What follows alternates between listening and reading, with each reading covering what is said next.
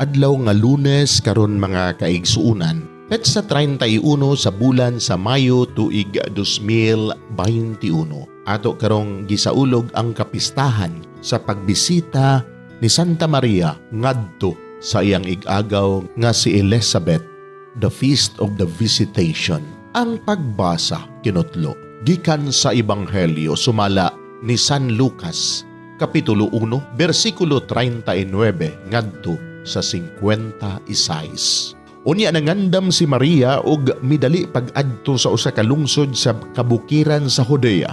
Miadto siya sa balay ni Zacarias og nakighimamat kang Elizabeth. Sa pagkabati ni Elizabeth sa pangumusta ni Maria, milihok ang bata sulod sa iyang tiyan ug napuno sa Espiritu Santo si Elizabeth ug misulti sa kusog nga tingog, "Bulahan ka sa tanang mga babay, bulahan ang bata nga imong ipanganak. Pagkarako sa akong kalipay nga ang inahan sa akong Ginoo, midluaw kanako. Kay pagkadungog ko gayod sa imong pangumusta. Milukso sa kalipay ang bata nga akong gisabak. Bulahan ka nga mituo, nga matuman gayod ang mensahe sa Ginoo kanimo." Unya miingon si Maria, "Nagdaig sa Ginoo ang akong kalag, og nagmalipayon ako diha sa Dios nga akong manluluwas. Tungod kay nahinumdum siya kanako nga iyang ubos nga sulugoon, og sukad karon ang tanang tawo motawag kanako bulahan. Tungod sa mga dagkong butang nga gihimo kanako sa gamhanang Dios,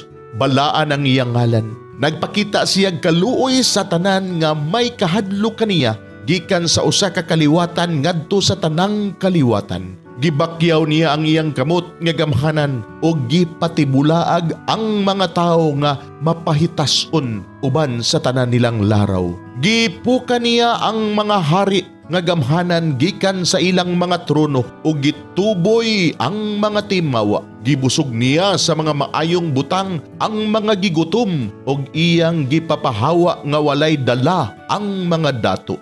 Gituman niya ang iyang saad sa atong mga katigulangan. Mitabang siya kang Israel nga iyang sulugoon ug nahinumdum siya pagpakitag kaluoy kang Abraham ug sa tanan niyang mga kaliwat hangtod sa kahangturan. Mipuyo si Maria ug mga 3 ka bulan uban kang Elizabeth ug unya mipauli sa ila.